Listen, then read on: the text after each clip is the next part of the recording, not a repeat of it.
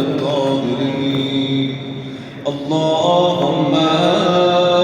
كن لوليك الحجة ابن الحسن صلواتك عليه وعلى آبائه في هذه الساعة وفي كل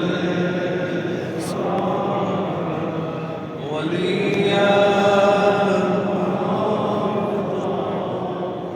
وقائدا ودليلا وعينا حتى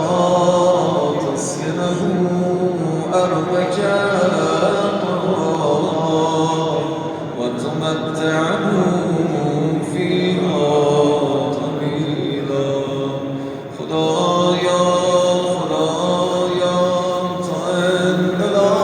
بمهدی از نهزت